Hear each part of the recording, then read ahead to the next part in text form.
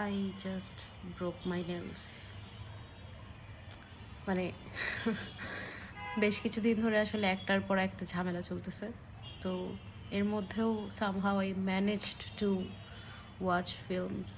একটা সিনেমা আসলে রিসেন্টলি দেখছি এবং আহ, গত কয়েকদিন ধরে বাংলা সিনেমা বাংলা সিনেমা আসলে আমার খুবই পছন্দের একটা জায়গা কথা বলার জন্য।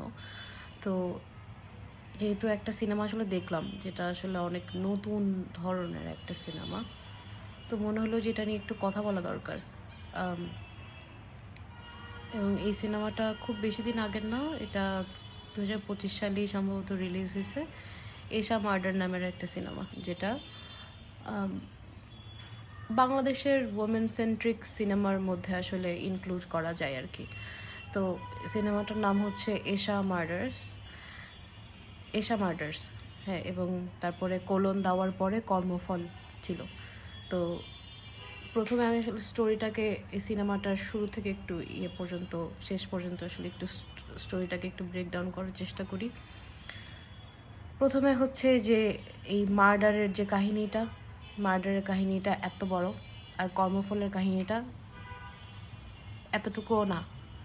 হ্যাঁ, তো তবুও আসলে নামকরণের সার্থকতা তো কিছুটা আছেই আসলে বলা যায় যে একটা সিনেমাতে করলো, একটা নাম দিল এবং নামের পরে আসলে সেটার সার্থকতা আসলে থাকাটা হয়তো জরুরি। কোথা থেকে শুরু করব? প্রথম থেকেই শুরু করি, যেহেতু খুবই রিসেন্ট ফ্রেশ একটা এক্সপিরিয়েন্স। তো মোটামুটি আসলে সবই মনে আছে।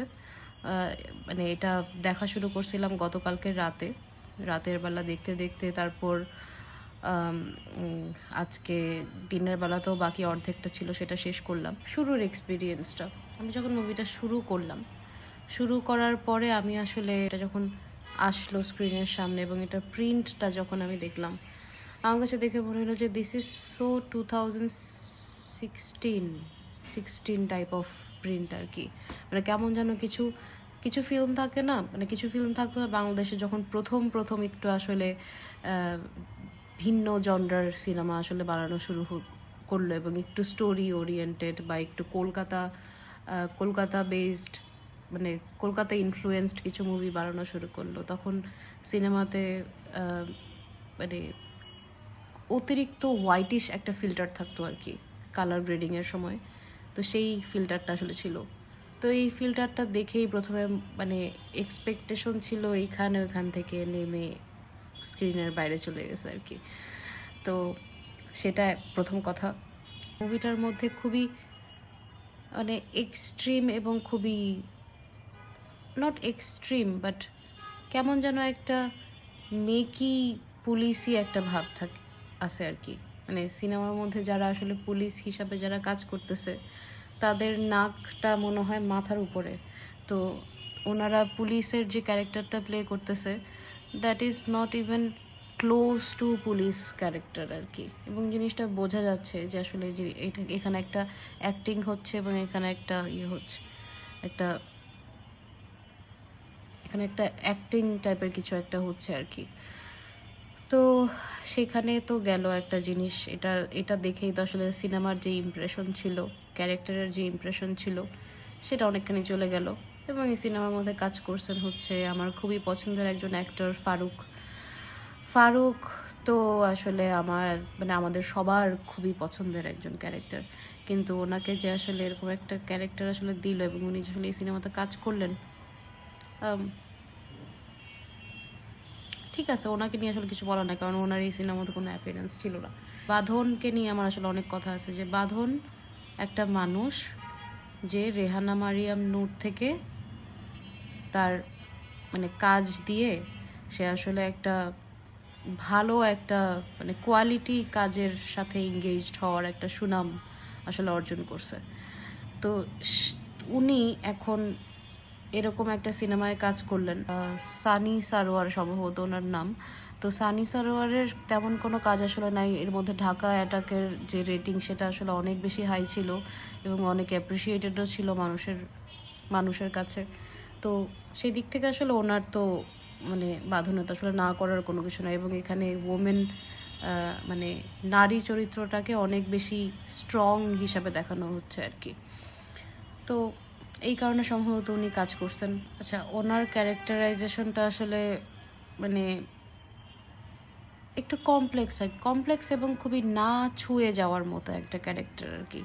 মানে আমি যখন চিন্তা করি যে আসলে আমি এরকম একটা ক্যারেক্টার আসলে আমি দেখব, ফেমিনিন এনার্জিও তার মধ্যে থাকবে এবং একই সাথে তার মধ্যে ম্যাসকুলিন ক্যারেক্টারটাকে আসলে চাপায় দেওয়া হবে না। ওমেন সেন্ট্রিক সিনেমার মধ্যে একটা ঝামেলা হয় কি, মানে আমাদের মানে অনেক ওমেন সেন্ট্রিক সিনেমা আসলে বলিউডে দেখতাম, যেগুলা হয়তো 90s বা 90s-এর লাস্টের দিকে বা 2000 সালের শুরুর দিকে আসলে করা হইতো। সেই সিনেমাগুলোর মধ্যে মানে নারীদের ক্যারেক্টারাইজেশনটা ওমেন সেন্ট্রিক একটা সিনেমা হলে অনেক বেশি ম্যাসকুলিন হইতো আসলে। সেটা আমার কাছে মনে হয়, মানে আমি আমি মনে করি যে ম্যাসকুলিন এনার্জিটা জোর করে একটা নারীর মধ্যে নিয়ে আসা এবং সেটাকে আসলে ওমেন সেন্ট্রিক সিনেমা হিসাবে আসলে দাবি করা, জিনিসটা আমার কাছে একটু উইয়ার্ড লাগে বটে। কারণ হচ্ছে একটা ওমেন সেন্ট্রিক সিনেমার মধ্যে কেন একটা মেয়েকে আসলে মানে পাওয়ার দেখানোর জন্য কেন তাকে ম্যাসকুলিন হইতে হবে আসলে? সে তার মানে ফেমিনিন এনার্জি নিয়ে সে কিসের জন্য সে আসলে অনেক বেশি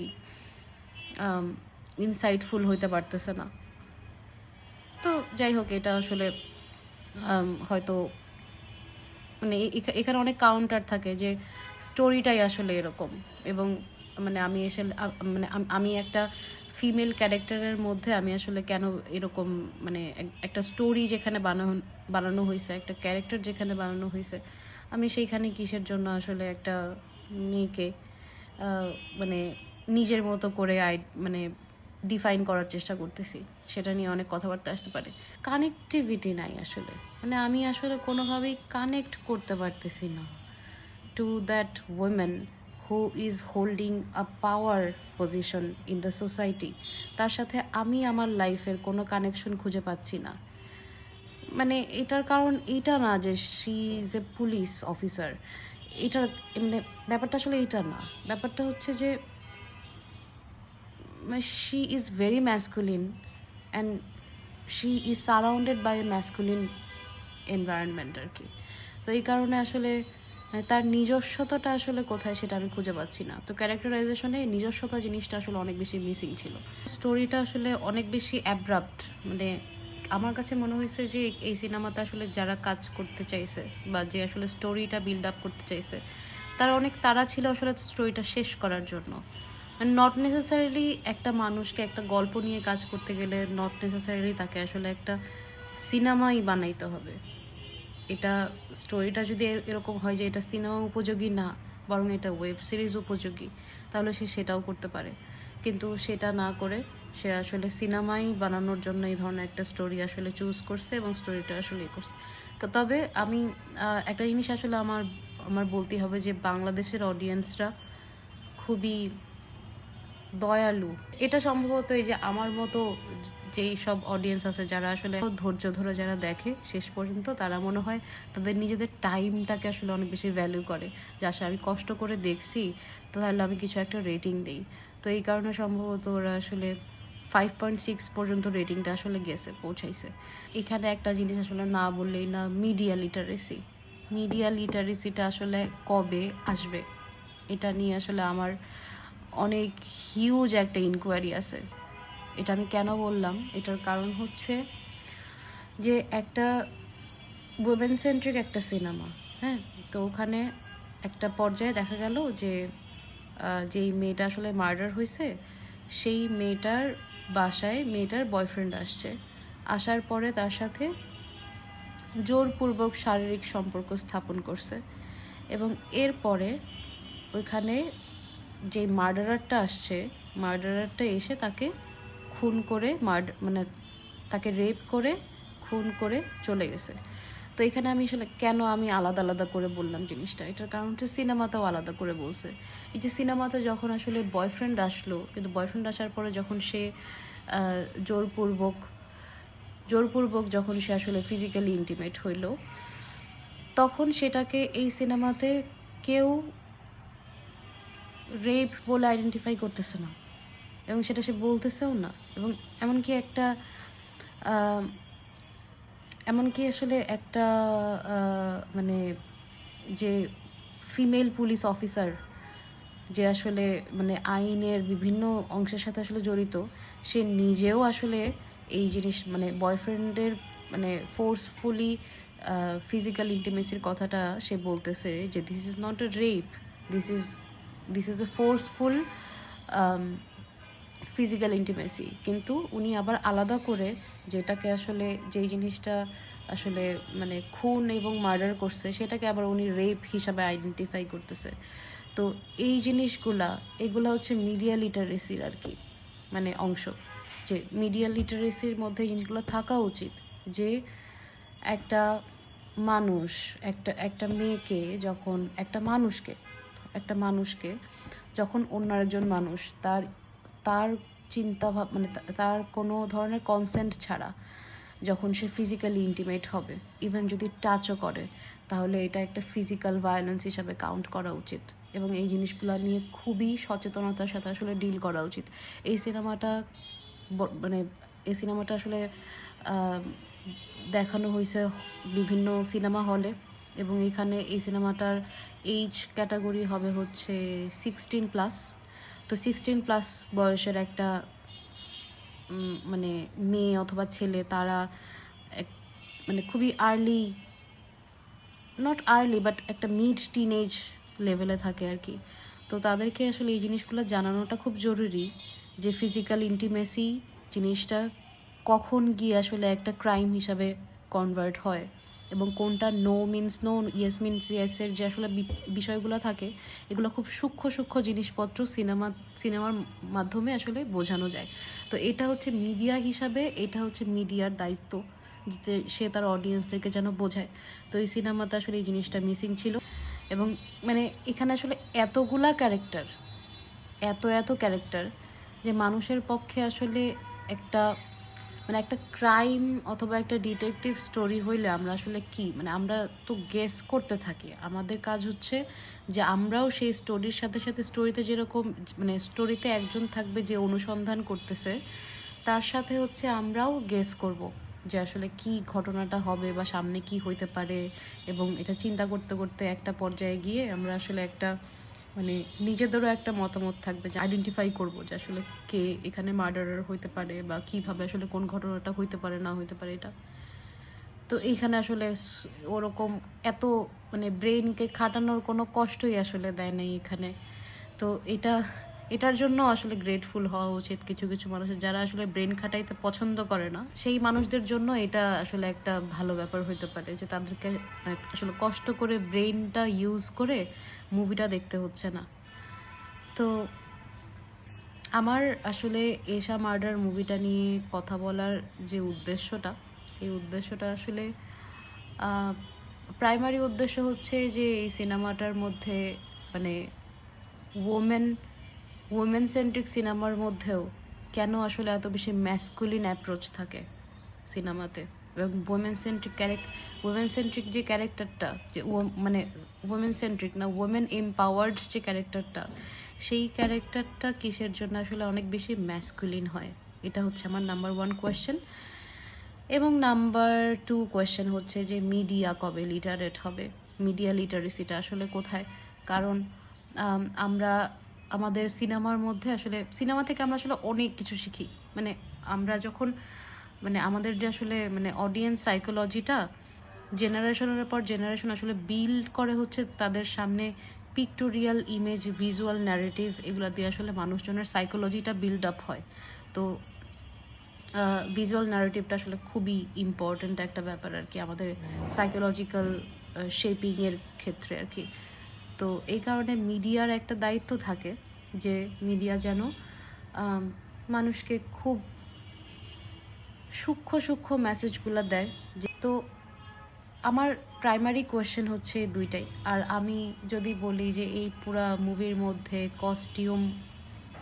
পুলিশের কস্টিউমটা এত বিশ্রী। বাংলাদেশে মেয়ে পুলিশদের কস্টিউম আমার জীবনেও পছন্দ হয় না, কেন যেন ওদেরকে কেন যেন আসলে লম্বা একটা শার্ট ইন করা ছাড়া পরায়, তারপরে উপর দিয়ে বেল্ট পরায় দেয়। এই জিনিসটা আসলে আমার কাছে দেখে খুব মনে হয় যে মানে খুবই মানে এত ডিসক্রিমিনেশন করার কি আছে? মানে it's just your body parts. যখন people are differentiating between their dresses, তখনও আসলে এখানে একটা বড় পার্থক্য চলে আসে। তো why people have to do this, তাই না? বাংলাদেশে ওমেন সেন্ট্রিক সিনেমা নিয়ে আসলে আমার মাঝখানে আমার রিসার্চের জন্য আমার আসলে অনেক সিনেমা দেখা হয়েছে। তো নতুন এই সিনেমাটা আসলে দেখা হয়নি। তবে একটা কথা বলে রাখি যে সব ক্যারেক্টারকে দিয়ে সব কাজ আসলে করানোর কোনো কিছু নাই। রেহানা মারিয়াম নূর যে ওমেন সেন্ট্রিক সিনেমা ছিল, সেই সিনেমার বাঁধনের ক্যারেক্টারটা ছিল আসলে ওয়ে টু মাচ ডিফারেন্ট, এবং এখানে আসলে ফেমিনিন মানে একটা মেয়ের যে ফেমিনিন এনার্জি, সেটা আসলে অনেক বেশি পরিমাণে আসলে প্রকাশ পাইছিল। কিন্তু এখানে জোরপূর্বক একটা মেয়েকে ম্যাসকুলিন বানানোর কোনো কিছু নেই। ওমেন সেন্ট্রিক সিনেমা বানানোর নামে দয়া করে আপনারা মেয়েদেরকে ম্যাসকুলিন ক্যারেক্টার হিসাবে দেখানো বন্ধ করেন। স্টোরি ডিমান্ড যদি না করে আর কি, স্টোরি ডিমান্ড করতেছে না এখানে। মানে একটা পুলিশ, মানে এই যে সেই একটা পুরানো স্টেরিওটাইপ যে পুলিশ মানেই হচ্ছে মেয়েদের মধ্যে একটা ম্যাসকুলিন ক্যারেক্টার থাকবে, ঠিক আছে? মানে কারণ হচ্ছে পুলিশ হচ্ছে ছেলেদের জব, এবং নার্স হইলেই মেয়েদের মধ্যে খুব মানে ফেমিনিন ক্যারেক্টার থাকবে, কারণ নার্সিং হচ্ছে একটা মেয়েদের জব।